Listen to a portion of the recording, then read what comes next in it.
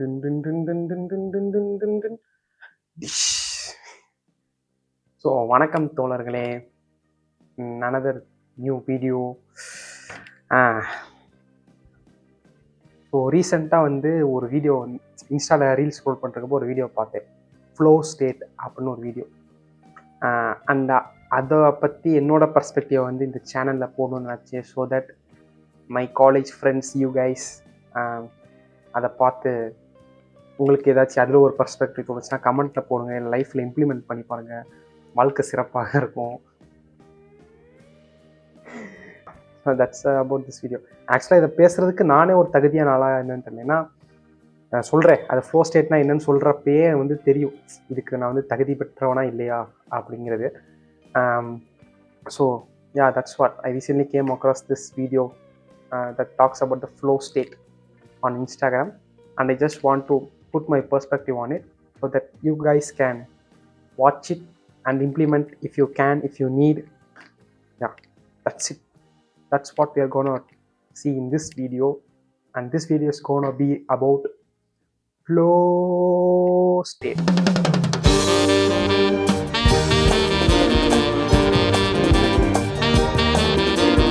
So நம்ம என்னதான் நம்ம ஜென்ரேஷன், அதாவது நம்ம ஜென்ரேஷன் மீன்ஸ் நான் என் கூட படித்தவங்க லைக் 2002 பிறந்தவங்க, அந்த அவங்கள எய்ம் பண்ணி சொல்கிறேன்.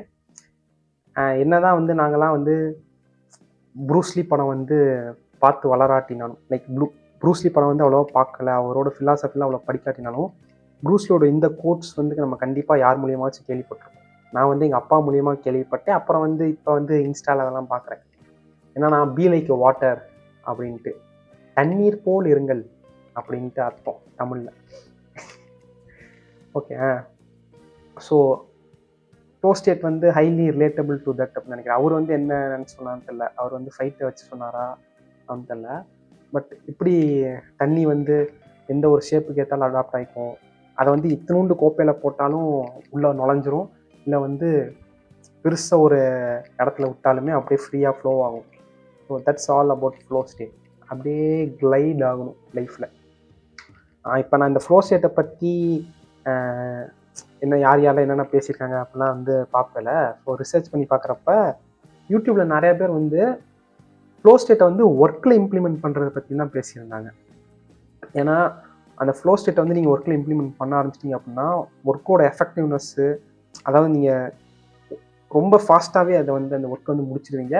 ஒர்க்கோட குவாலிட்டியுமே நின்று பேசும். அந்த மாதிரி ஒர்க் பண்ணுவீங்க. நான் வந்து இப்போ எனக்கு பிடிச்ச ஒரு வீடியோ நான் எடிட் பண்ணுறேன் அப்படின்னா, இப்போ நான் வந்து எங்கேயாச்சும் ட்ராவல் பண்ணி போய் ஒரு வீடியோ எடுத்துகிட்டு வரேன், அது வந்து எனக்கு பிடிச்ச ஒரு பாட்டு, யாரோட ப்ரெஷரும் இல்லாமல் நான் எனக்கு பிடிச்ச மாதிரி எடிட் பண்ணுறேன் அப்படின்னா நான் அப்படியே ஒரு ஃப்ளோ ஸ்டேட்டில் வந்து போயிடுவேன். அப்போ வந்து பசிக்காது, சுற்றி இருக்க எந்த சத்தமும் கேட்காது, ஃபோன் அடித்தாலும் பெருசாக கண்டுக்க மாட்டேன், சுவிட்ச் ஆஃப் பண்ணி போட்டுருவேன், இல்லை வந்து கட் பண்ணி விட்ருவேன். அப்போது ஃபுல் கான்சன்ட்ரேட் வந்து அந்த எடிட் பண்ணுறதுல தான் இருக்கும். அந்த எடிட்டிங் வந்து ஏதாச்சும் ஸ்லோ, அந்த ப்ராசஸில் வந்து ஏதாச்சும் டைம் ஆகும், லோடிங். அந்த டைம் ஆகிறப்பவுமே என் மைண்ட் வந்து இந்த இடத்துல வந்து வேறு என்ன இம்ப்ரூவ் பண்ணலாம், இந்த இடத்துல வேறு என்ன இன்க்ளூட் பண்ணலாம் அப்படிங்கிறதெல்லாம் யோசிச்சுட்டு இருக்கும். So that's about flow state. ஒரு வேலைன்னு போயிட்டா அந்த வேலைக்குள்ளேயே ஃப்ளோ ஆகணும், வெளியே வரவே கூடாது. புரியுதா? ஸோ அந்த ஃப்ளோ ஸ்டேட் வந்து ஒர்க்லேயே வந்து அவ்வளோ எஃபெக்டிவாக இருக்குது. அதாவது உங்கள் ஒர்க் லைஃப்பில் இம்ப்ளிமெண்ட் பண்ணும் போதே உங்கள் ஒர்க் லைஃபோட குவாலிட்டியை வந்து இன்க்ரீஸ் பண்ணுது. அப்படிங்கிறப்ப அதை அப்படியே தூக்கிட்டு வந்து நம்ம லைஃப்பில் ட்ராப் பண்ணுறோன்னு வச்சுக்கோங்க. ஜென்ரலாகவே நம்ம லைஃப்பில் ஒரு ஃப்ளோ ஸ்டேட்டில் இருக்கோம் அப்படின்னா வாட் வில் ஹேப்பன்? சூப்பராக இருக்கும், மஜா பண்ணலாம், அந்த மாதிரி இருக்கும்ட்டு கேள்விப்பட்டேன். ஸோ அதை வந்து நான் இம்ப்ளிமெண்ட் பண்ணணும்னு ஒரு ஐடியாவில் இருக்கேன். நீங்களும் அதை வந்து இம்ப்ளிமெண்ட் பண்ணி பாருங்கள். மஜாவாக இருந்துச்சா இல்லை தலைவலியாக இருந்துச்சாங்கிறத கமெண்ட்டில் வந்து சொல்லுங்கள், இல்லை டிஎம்மில் வந்து மெசேஜ் பண்ணுங்கள். நானும் அதை வந்து எக்ஸ்பீரியன்ஸ் பண்ணி பார்க்குறேன். Life is all about experimenting, and இந்த மாதிரி எல்லாத்தையும் புதுசாக எக்ஸ்பெரிமெண்ட் பண்ணி பார்ப்போம். ஓகேவா? டாப்பிக்கை மறந்துட்டேன். ஃப்ளோ ஸ்டேட் ஆக்சுவலாக இதை டீட்டெயிலாக எக்ஸ்பிளைன் பண்ணுற அளவுக்கு நானே வந்து ஒரு தகுதி பெற்ற ஆள் வந்து கிடையாது. ஏன்னா இப்போ இந்த வீடியோ முடிச்சுட்டு போகிறேன், ஒருத்தர் ஃபோன் பண்ணி அவன் ஏதாச்சும் என்ன மச்சான், அவன் ஜென்ரலாக ஏதாச்சும் பேசுவான், என்னடா வேலைக்கு எதாவது ட்ரை பண்ணி அப்படி ஏதாச்சும் பேசினாலுமே அதை அப்படியே இழுத்து பிடிச்சி ஓவர் திங்க் பண்ண ஆரம்பிச்சிடுவேன். நைட்டு ஃபுல்லாக ஓவர் திங்க் பண்ணி ஆங்ஸைட்டி, டிப்ரெஷனு, அந்த தேவையே இல்லாதது தான்.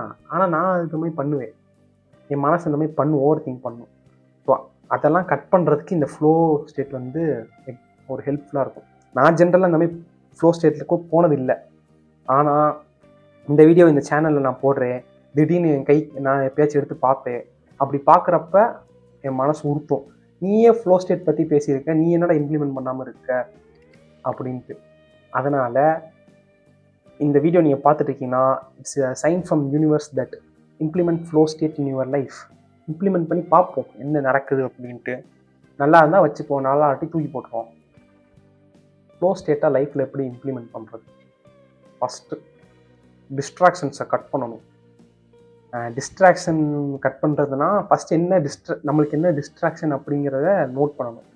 நம்மளுக்கு என்ன டிஸ்ட்ராக்ஷன், நம்ம கோலை விட்டு வேறு எந்தெந்த விஷயம்னா நம்மளை வெளியே கூப்பிட்டு போட்டால் எல்லாமே டிஸ்ட்ராக்ஷன் தான். எக்ஸாம்பிள், என்னோட கோல் வந்து ஒரு எக்ஸாம்பிளுக்கு சொல்கிறேன், ஒரு 24 LPA ஜாபில் வந்து உட்கார்றது தான் என்னோடய கோல் அப்படின்னா, நம்ம ஃப்ளோ ஸ்டேட்குள்ளே போகிறப்பே டிசைட் பண்ணிடணும் என்னோடய டெஸ்டினேஷன் வந்து அதான். அதுக்குன்ட்டு அதை வந்து ஓவர் திங்க் பண்ணுவோம், அதை பற்றி என்ன பண்ணணும், நம்ம இன்னும் இம்ப்ரூவ் ஆகாமல் இருக்குமே அப்படிலாம் திங்க் பண்ணாமல் டெஸ்டினேஷனை ஃபிக்ஸ் பண்ணியாச்சு. அந்த போகிற வழியில் வந்து நிறைய தடைகள் வரும் கண்டிப்பாக. அந்த தடைகளை உடைக்காமல், தடைகளுக்குள்ளே குட்டி குட்டி கேப்பு, லூப் ஹோல்ஸ்லாம் இருக்கும். அவ்வளோ பெரிய இந்தியன் லாலேயே லூப் ஹோல்ஸ்லாம் இருக்கப்ப இதுலேயும் லூப் ஹோல்ஸ் இருக்கும். அதுக்குள்ளே பூந்து போகிறதுனா flow state. You got it bye. So இப்போ 24 LPA ஜாபு தான் உங்களோட டெஸ்டினேஷன் அப்படின்னா, சுற்றி இருக்க டிஸ்ட்ராக்ஷன்ஸ் என்னென்னு பாருங்கள். உங்கள் ஃப்ரெண்ட்ஸ் கூட சேர்ந்து ஜாலியாக ஊர் சுற்றுங்க, தப்பு இல்லை. ஆனால் உங்களோட ப்ரையாரிட்டி வந்து ஃபஸ்ட்டு அந்த ஜாபுக்கு தான் இருக்கும். அந்த ஜாப் விஷயமா ஒரு மேட்ரு வந்து நடக்க போகுது, ஜனவரி 3 நடக்க போகுதுன்னு வச்சுக்கோங்க. அதே ஜனவரி 3 உங்கள் ஃப்ரெண்ட்ஸ் வந்து ஒரு ட்ரிப்பு பிளான் பண்ணுறாங்க அப்படின்னா, நீங்கள் வந்து உங்களோட ஃபோக்கஸ் அந்த ஜாப் மேலே தான் இருக்கணும். ஏன்னா உங்களோட ப்ரையாரிட்டி அது, உங்களோட டெஸ்டினேஷன் அது இல்லை. என்னோட டெஸ்டினேஷன் வந்து ஃப்ரெண்ட்ஸ் கூட சேர்ந்து ஜாலியாக இருக்கிறது தான் அப்படின்னா, தாராளமாக அந்த சைடு நோக்கி ஃப்ளோ பண்ண ஆரம்பிங்க. உங்கள் அந்த ஜாபோட ஸ்ட்ரெஸ்ஸை கட் பண்ணிட்டு, எனக்கு எந்த வேலை கொடுத்தாலும் பரவாயில்ல, எவ்வளோ சம்பளமாக இருந்தாலும் பரவாயில்ல அப்படின்னா. ஒரு எக்ஸாம்பிளுக்கு சொல்கிறேன், ஓகேவா? ஸோ இப்போ புரிஞ்சிருக்கும் டிஸ்ட்ராக்ஷன்ஸ் கட் பண்ணுறதுனா என்ன அப்படின்ட்டு. ஸோ அந்த 24 LPA டெஸ்டினேஷனை வந்து அடையிறதுக்கு நடுவில் என்னென்ன விஷயம்லாம் வந்து தடுக்குதோ அது எல்லாமே டிஸ்ட்ராக்ஷன் தான். Beat relationship, beat trip, beat your mobile phone, இல்லை உங்களுக்கு அதுக்கு நடுவில் வர எல்லா ஆசைகளுமே டிஸ்ட்ராக்ஷன் தான். இந்த டிஸ்ட்ராக்ஷன் எல்லாத்தையுமே கட் பண்ணணும் when it interferes your destination. புரியுதா? ஸோ அந்த டிஸ்ட்ராக்ஷனுக்குள்ளேலாம், இப்போ டிஸ்ட்ராக்ஷன் இப்படி ஜிக்ஸாக்காக இருக்குது அப்படின்னா, அதுக்குள்ளேலாம் மாட்டாமல் அப்படியே ஃப்ளோ ஆகி டெஸ்டினேஷனை ரீச் பண்ணுறோம். அதுதான் first point, cut your distractions. Second, just think about the next step. அந்த 24 LPA வாங்கணுங்கிறது வந்து ஒரு 5 வருஷம் இல்லை 7 வருஷம் கழிச்சு தான் நடக்கும்னு வச்சுக்கோங்க. எக்ஸ்பீரியன்ஸ் தானே கிடைக்கும் உங்களுக்கு.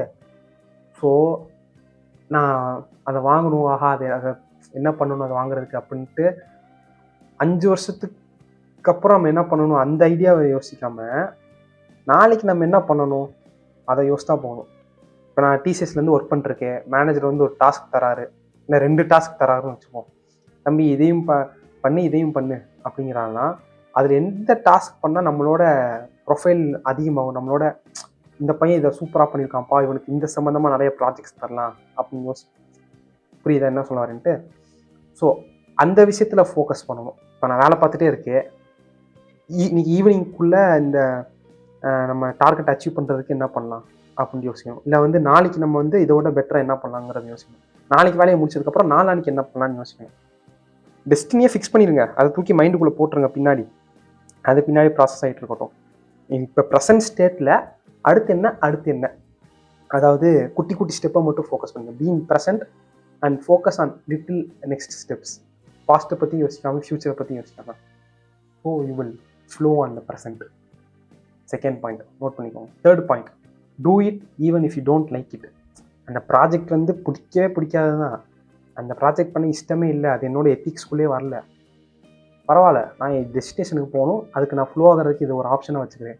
இந்த ஆப்ஷனை விட்டால் வேறு நிறைய அப்டக்கிள்ஸ் வந்து எனக்கு வந்துடும். ஸோ இந்த ஆப்ஷன் மூலியமாக தான் போகணும் அப்படின்ட்டு அதுக்கு அடாப்ட் ஆகிக்கோங்க.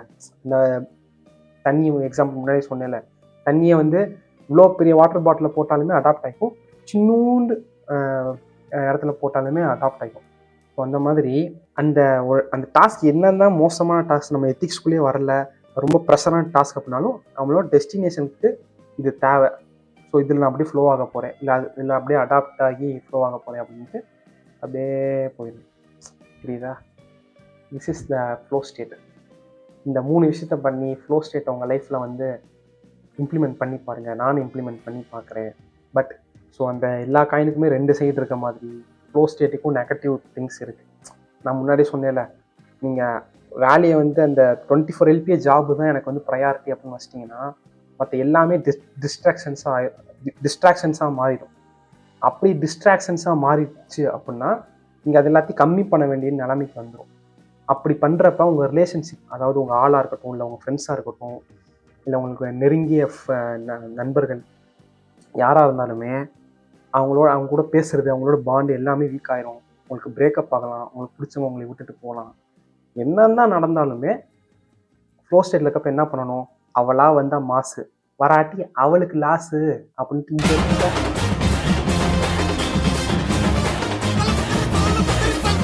ஃப்ளோ ஆகிட்டே இருக்கணும். ஓகேவா? அதான் ஃப்ளோ ஸ்டேட்டு. இப்போ நான் எக்ஸாம்பிளுக்கு வந்து 24 LPA ஜாப்னு சொன்னேன்.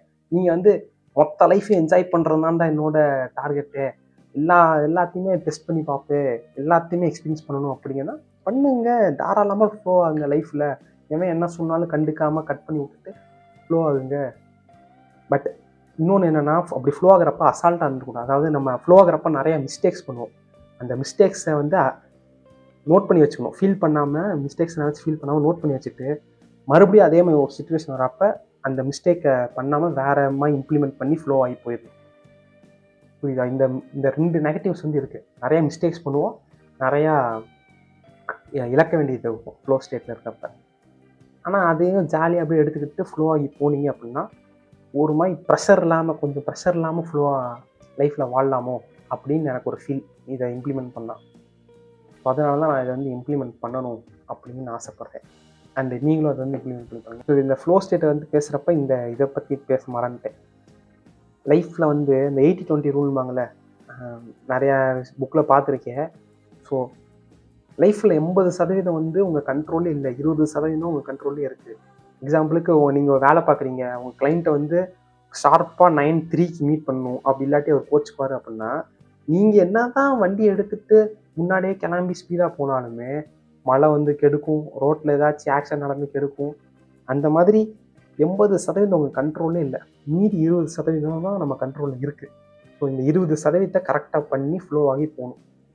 அந்த என்னதான் அந்த 80% வந்து நமக்கு சாதகமாக இல்லாட்டினாலும் அப்படியே பூந்து உட்காராமல் செட்டில் ஆகிடாமல் அப்படியே பூந்து போயிடும். அதுதான் ஃப்ளோ ஸ்டேட்டு.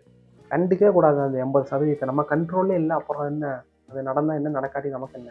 நம்ம கண்ட்ரோலில் இருக்கிறது இந்த 20%. இந்த 20% நம்ம ஃபுல்லாக பண்ணுவோம். இந்த 80% நடந்தால் நடக்கட்டும், இல்லாட்டி அது எங்கேயோ கெட்டு போட்டோம். நம்ம இந்த 20% ஜம்முன்னு பண்ணிட்டு லைஃப்பில் ஃப்ளோ ஆகிட்டே இருக்கும்.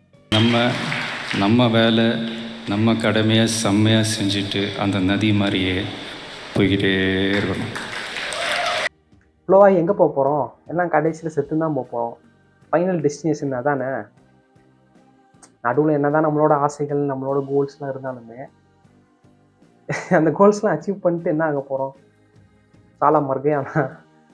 So just flow on life, grow on life. Let's flow and grow together. Subscribe the channel. எப்படி மாசா சூர்யா பெருமையாக இருக்குடா. ஸோ அவ்வளோதான். ஒரு ஃப்ளோவில் அப்படியே சப்ஸ்கிரைப் பண்ணுங்கள், லைக் பண்ணுங்கள், கமெண்ட் பண்ணுங்கள். உங்களை வந்து இன்னொரு நல்ல வீடியோவில் இல்லை வேறு புது கண்டென்ட்டோடு சந்திக்கிறேன். அது வரைக்கும் போயிட்டு வருகிறேன். சைனிங் ஆஃப் யுவர் தோழர் கனாகன். பாய்.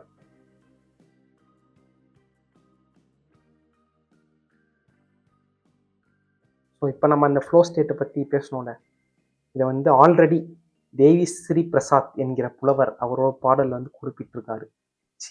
இசையமைப்பாளர் அவரோட பாடலில் வந்து குறிப்பிட்டிருக்காரு. அதாவது 2005 6 படம் பார்த்துருப்பீங்கன்னு நினைக்கிறேன். சூர்யாவோட ஃப்ரீயாக விடு மாமே அப்படின்ட்டு. அதில் வந்து இந்த ஃப்ளோ ஸ்டேட்டு அதை அந்த லிரிக்ஸை வந்து நீங்கள் போய் கேட்டிங்கன்னா என்னதான் லோவாக இருந்தாலுமே ஒரு மாதிரி அந்த மியூசிக்கும் இந்த லிரிக்ஸ்க்கும் கொஞ்சம் ஒரு புத்துணர்ச்சியாக இருக்கும். ஆனால் விட்றா பார்த்துக்கலாம் அப்படியே ஃப்ளோ ஆகும் அப்படிங்கிற ஒரு ஸ்டேட்டுக்கு வந்து போயிடும். அதுல தான் ஒரு லிரிக்ஸ் வரும். இன்னைக்கு தான் என்ன வருமோ அது மட்டும்தான்டா உனக்கு சொந்தம், நாளைக்கு தான் என்ன வருமோ அது யாருக்கு என்ன தெரியும்.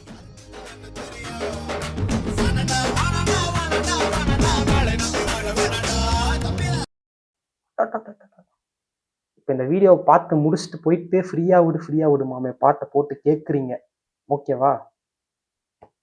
அம்முன்னு இருக்கும் போய் கேளுங்க.